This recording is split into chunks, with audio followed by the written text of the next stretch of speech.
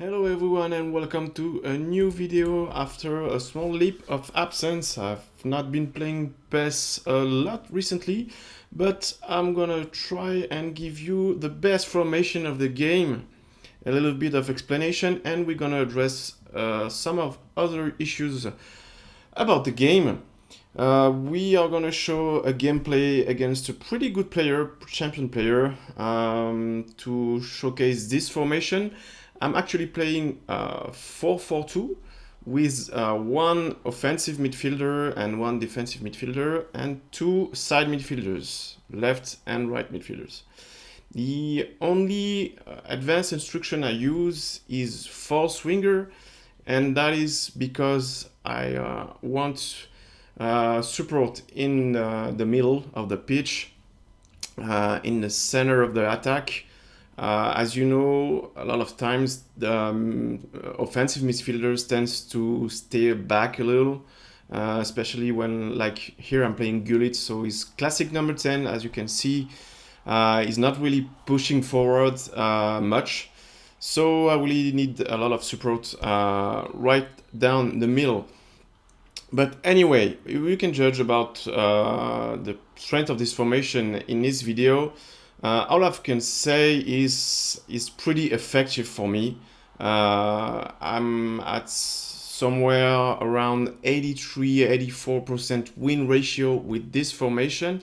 It's actually improved my ratio. I kind of used to play mostly meta, maybe 4-3-1-2 with defensive and center midfields. And it's basically what a lot of players are using. That is probably a good counterexample because this player is at 76% win ratio, I think, and is actually playing 4-2-4, a really offensive attacking formation. So yeah, you will see what's the game, how the game will end. But anyway, the title of this video is about the best formation in the game, and my main point is, yeah, it improved my ratio. But I think the main reason it improved my ratio because it improved my liking of the game. I enjoyed the game more because I had more passing solutions. I was able to play how I intend to play, meaning lots of passes, keeping the ball, not rushing forward to always big counterattacks. What a miss by Del Piero here.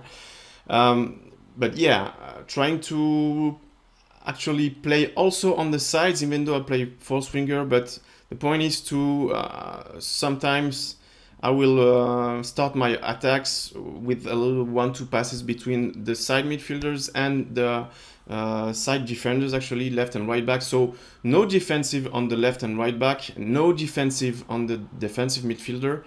Yeah, my point is just to, oh, what a great goal. My point is to let the player express themselves, not try to have too much tactical control at the start of the game. Let my team play out. I try to balance my team also with different profiles. Yeah, so the point is, it is the best formation for me this year. And it probably, I'm having a lot more fun with this formation than I've probably ever had in PES since a lot of time. But it is best formation because I enjoy the game more, because I can play how I want to play. It's not particularly meta. Obviously, it has two strikers, so lots of chances you're gonna score or create with 1-2 pass between the two strikers. But it's mostly because a lot of players are also really passive when it comes to defense.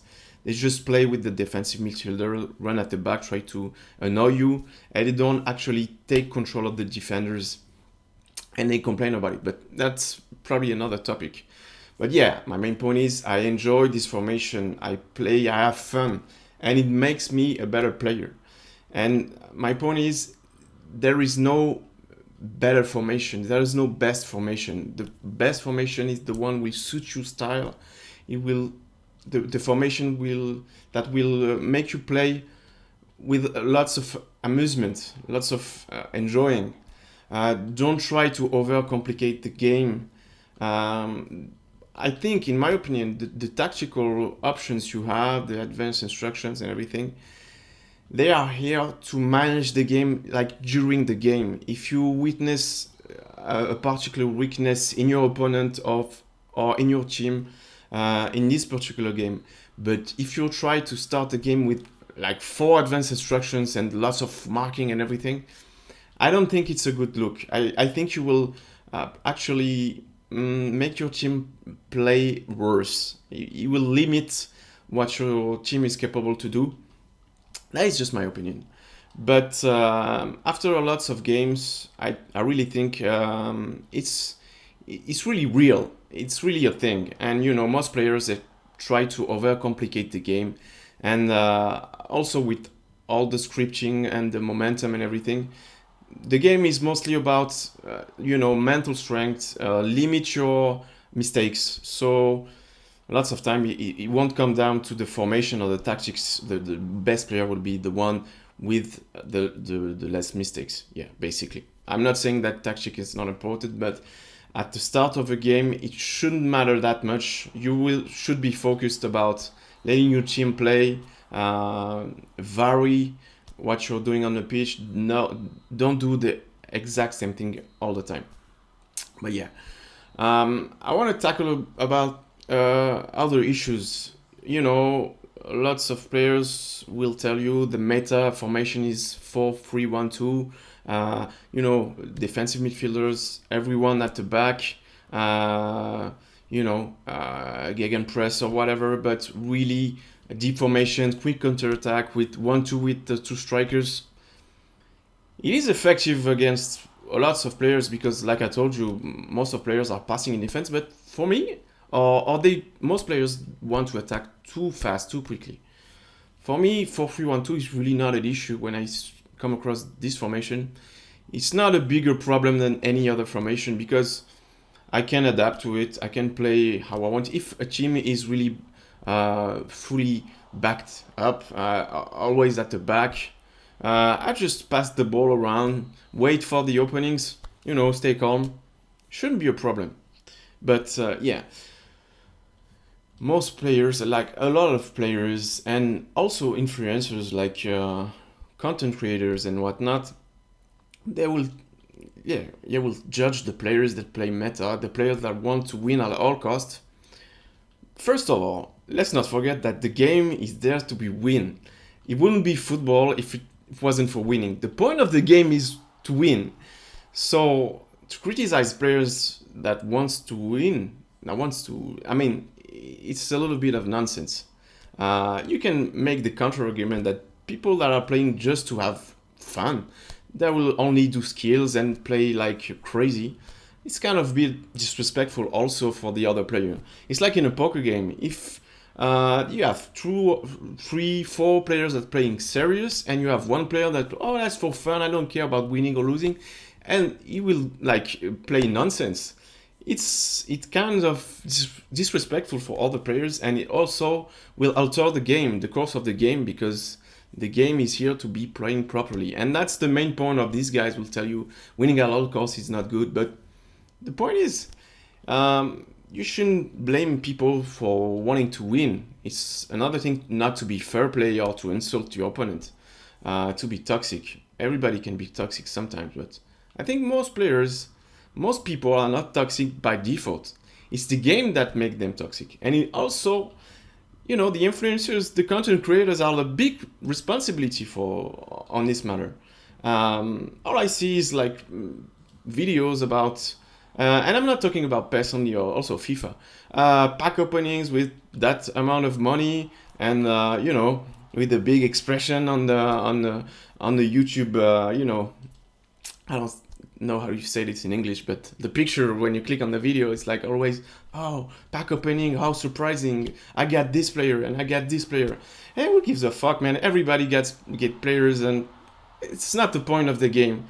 But these influencers, they try to alter your mind. They try to sell you the product that the big companies try to sell you, and it's not a big issue. But when you have these influencers now trying to act like, yeah, it's the fault, it's the community's fault, it's all about the players are toxic and whatnot, but that's a little bit hypocritical. You know, it's not fair. It's not fair.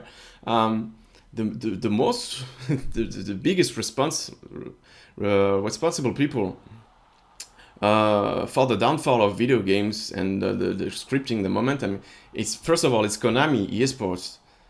They are the main people at fault, and you could argue also it's also the I mean the regulatory, the law offices of every country, the governments, they should be tackling this issue. But anyway, we need some regulations on these microtransactions, especially on football games, because it's pretty not fair and it's bullshit.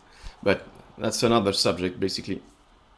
But yeah, the community is not at fault. It's like if you have a billion-dollar company that will be found guilty of a fraud, no customer of this company, no customer of the final product, no client would be punished by the law. No client, no customer would get jail time or fines.